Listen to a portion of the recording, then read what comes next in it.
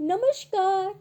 शब्द विन्यास 666 से जुड़े सभी सदस्यों का स्वागत और अभिनंदन। आज के अंक में हम मृदुला गर्ग जी की कहानी क्षुधा पूर्ति को आगे सुनेंगे। मृदुला जी ने लगभग 1970 में लिखना प्रारंभ किया और शीघ्र ही अपने रचना संसार में गद्य की सभी विधाओं को समेट लिया। अब वो उपन्यास हो या कहानी, नाटक हो या निबंध, यात्रा संस्मरण हो या कटाक्ष, 1975 में प्रकाशित उनकी कहानी क्षुधा पूर्ति का आज हम दूसरा व अंतिम अंक सुनने जा रहे हैं। तो सुनना प्रारंभ करें। कुछ दिन भीख मांगकर और बोझा ढोकर उसने पेट आधा खाली रखकर गुजार दिए। उसके बाद कई नौकरियां पकड़ी और छोड़ी। भरपेट खाने को कभी नहीं मिला। रबर की चप्पलों के फीते बनाने वाली फैक्ट्री में काम किया, 1.5 रुपया रोज पर। पता चला कि फुटपाथ पर सोकर भी इतने पैसों में आंतों का कुलबुलाना बंद नहीं किया जा सकता। ढाबे में नौकरी की, यह सोचकर कि इतना ढेर सारा खाना जहां बनेगा वहां उसके हिस्से भी कुछ जरूर आएगा। मगर ढाबे का मालिक उसकी माँ से भी कड़ा हिसाबी निकला। 80 रुपये माहवार जो देता उसमें से खाने के पैसे काट लेता। 2 रुपये की पूरी सब्जी खाकर उसकी आंतों में महाभारत छिड़ जाता और की पुकार उसे पागल बना देती। पहले सिर्फ भात का पहाड़ देखा करता था, अब पूरी पकौड़ों के भी सपने आने लगे थे। पहले सिर्फ आंतें कुलबुलाया करती थी, अब जबान के तंतु भी चिनचिनाने लगे थे। जिंदगी में पहली बार उसे पता चला कि दुनिया में इतनी तरह का खाने का सामान होता है। उसने हर तरह का खाना बनाना सीखा और एक सेठ के यहाँ घरेलू नौकर की तरह नौकरी कर ली। वाह, क्या मौज है, पहले दिन उसने महसूस किया। नित नए मेहमान, दावतें, तरह तरह का खाना। पंचमेल खाने की खुशबू से रसोई तर रहती। आदमी चाहे तो हर वक्त सपने लेता रहे, पर रसद का सामान सेठानी अपने हाथ से निकाल कर देती। सबके खा लेने पर इतना खाना नहीं बचता कि उसका अपना पूरा हो सके। फिर भी उनकी नज़र बचाकर वह फल दूध पर हाथ साफ कर लेता। अपने पेट की सुलगती भट्ठी को वह सारा दिन ईंधन देता रहता, पर उससे पेट नहीं भरता, बस लालच बढ़ता जाता। 2 साल में 10 नौकरियां बदल चुका, पर हर घर में वही तस्वीर सामने आती। कुछ लोग पहले से खाने के सामान की निगरानी रखते, कुछ उसे काम पर लगाने के बाद रखना शुरू कर देते। किसी न किसी बहाने उसे नौकरी से निकाल देते। तुम्हारे खाने का खर्च हम नहीं उठा सकते, इतनी साफ दो टूक बात कहने की हिम्मत सिर्फ एक औरत कर पाई थी। वह सच बोलने की आदी थी और अपने मोहल्ले में झक्की या पागल के नाम से मशहूर थी, पर उससे तो हर किसी ने यही कहा था। वह अच्छी तरह जानता था। जब उसकी समझ में आ गया कि कुछ दिन बीतने पर नौकरी छूटनी ही है, तो उसने तय कर लिया, जितने दिन एक घर में रहेगा ज्यादा से ज्यादा खाना अंदर ठूस लेगा, मांगकर, चुराकर, लुका छिपा कर, जैसे भी हो। आजकल उसके और उसकी मालकिन के बीच हर वक्त लड़ाई छिड़ी रहती है। दोनों अपने अपने मोर्चे पर तैनात रहते हैं। किस हद तक वह उसकी आंखों में धूल झोंकने में सफल हो सकता है और किस हद तक वह चौकन्नी रहकर अपने सामान की रखवाली कर सकती है। अब उसे इस लड़ाई में मजा आने लगा है। दिमाग हर वक्त जोड़ तोड़ बिठलाता रहता है। शरीर में स्फूर्ति भरी रहती है। दिन भर के चुस्त चौकन्नेपन के बाद रात को खाट पर गिरता है तो गहरी मजेदार नींद सोता है। एक सेहतमंद थकान पोर पोर में बसी रहती है, जैसे किसी ऊंचे पहाड़ की चोटी पर चढ़कर लौटा हो। शायद यही कारण है कि उसके बदन पर थुल-थुल मांस की परतें नहीं चढ़ीं, वरना मालिक बेचारा तो उसे 1/4 खाकर आटे की बोरी सा दिखाई देने लगा है। उसकी भूख और खाने की मिकदार बढ़ती जा रही है। वह हर पल उन क्षणों का इंतजार करता है जब रसोई घर में अकेला होगा, या उससे भी सुखद स्थिति की जब वह पूरे घर में अकेला होगा, बचपन के उस दिन की तरह। और फिर काश उस दिन वे लोग खाने के सामान पर ताला लगाना भूल जाएं। और कितना खुशकिस्मत है वह, आज वह शुभ दिन आ गया। सुबह उसकी मालकिन को दिल का दौरा पड़ गया।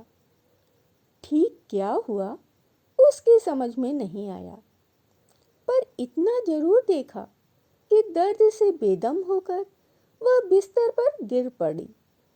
डॉक्टर आया और जल्दी जल्दी मालकिन को उठाकर अस्पताल ले जाया गया। इस दौरान दिल का दौरा शब्द कई बार दोहराया गया।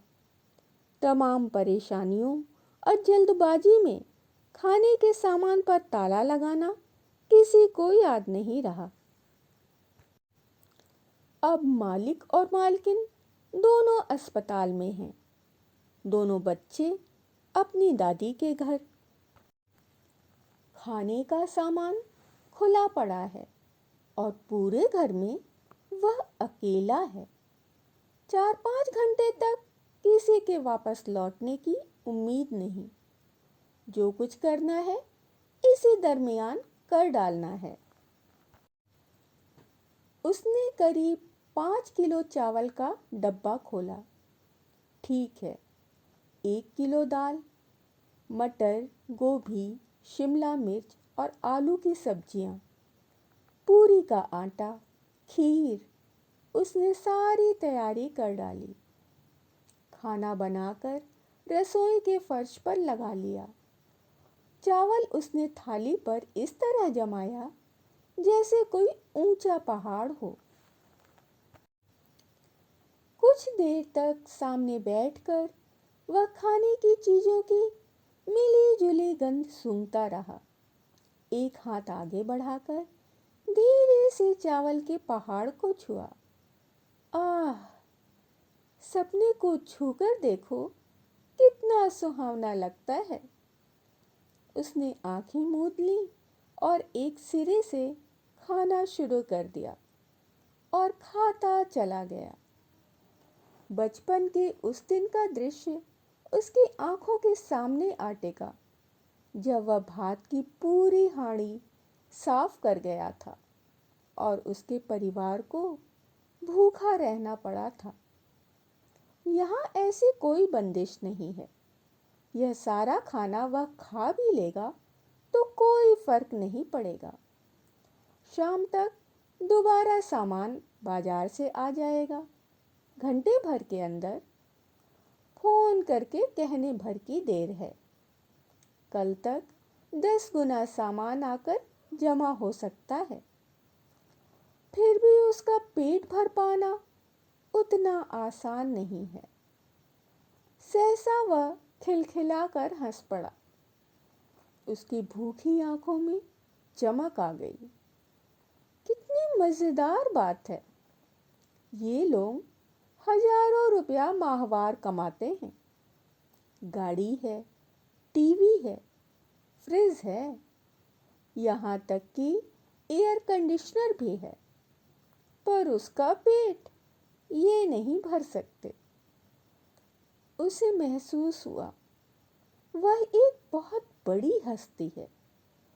दुनिया भर में ढूंढने पर भी उतना बड़ा आदमी नहीं मिलेगा जो उसे भरपेट खिला सके। पर आज वह खाएगा, भरपेट खाएगा। तब तक खाता रहेगा जब तक उसके भीतर से यह आवाज़ ना उठाए कि उसका पेट और खाना अंदर भरने के लिए तैयार नहीं है। क्या ऐसा संभव है? पेटू का पेट भर सकता है? सोचकर उसका बदन झंझना गया। चटखारे लेकर वह खाता गया। वक्त का एहसास उसे छूट गया। आंखें खोलकर उसने यह भी नहीं देखा कि कितना खाना बचा और कितना पेट में चला गया। बस हाथ बढ़ाकर एक एक कौर उठाता और निगलता जाता। सहसा दरवाजे की घंटी टन टन कर बज उठी। घबराकर उसने आंखें खोल ली। दरवाजा खोलने से पहले खाने का सारा सामान समेट देना होगा। बीते वक्त के अनुभव ने उसके दिमाग पर दस्तक दी। उसने जल्दी जल्दी 2-4 कौर और निगले और बर्तन समेटने लगा। ढक ढका कर रख देगा और बाद में मौका मिलने पर फुर्सत से। दरवाजे की घंटी बजनी बंद हो गई। उसके बजाय 2 जोड़ी हाथ बारी बारी से दरवाजा पीटने लगे और एक कर्कश आवाज़ उसके नाम की गूंज उठी। वह समझ गया, मालिक है, साथ में कोई और भी। वह जानता है, ऐसी हालत में दरवाज़ा खोलने में 1 मिनट की भी देर हुई तो प्रलय हो जाएगी। बैठे बैठे उसने बर्तन एक तरफ खिसका दिए और झपट कर उठ खड़ा हुआ। एक कदम आगे बढ़ाया था कि सिर में जोर से घुमेर उठी। उसने हाथ बढ़ाकर दीवार को थाम लिया और उसके सहारे आगे बढ़ने की कोशिश करने लगा, पर हुआ नहीं। उसके पैरों ने उसका बोझ ढोने से इनकार कर दिया। उसका पेट पठार की तरह सख्त हो रहा था। उस पर उसकी छाती चट्टान की तरह खड़ी थी। लग रहा था नाक के छेद बंद हो गए हैं। हवा किसी तरह अंदर नहीं आ सकती। उसने मुंह खोलकर सांस लेने की कोशिश की, पर बेकार। मुंह खुला का खुला रहा। हवा फेफड़ों में पहुंचने के बजाय गले में घरघराती रही। पैरों ने जवाब दे दिया और वह लड़खड़ाता हुआ औंधे मुंह फर्श पर जा गिरा। उसे लगा दोनों बड़े भाइयों ने उसे कसकर दबोच रखा है। उसकी पीठ पर एक भारी पत्थर रखकर बाकी भाई बहन उस पर सवार हैं। इतना बोझ उससे उठाए नहीं उठ रहा। गर्दन ऊपर उठाकर उसने खुले मुंह को और चौड़ा किया। एक बार फिर सांस लेने की कोशिश की, लेकिन सांस नहीं ले पाया। गर्दन ऐंठकर एक तरफ लटक गई। बदन ने 2-4 झटके खाए, फिर तड़फड़ाकर ठंडा हो गया। उसका पेट भर चुका था। अभी आपने सुना मृदुला गर्ग जी की कहानी शुद्धा पूर्ति। ये इसका दूसरा अंक था। कहानी का प्रथम अंक आपने पहले सुन रखा होगा। यदि आपने नहीं सुना है तो YouTube चैनल शब्द विन्यास 666 पर जाकर आप इसे सुन सकते हैं। पसंद आने पर लाइक करें, मित्रों और परिवारजनों में शेयर करें। नए सदस्य चैनल को सब्सक्राइब कर लें और बेल आइकन को दबाना बिल्कुल भी ना भूलें। आज के लिए विदा। धन्यवाद।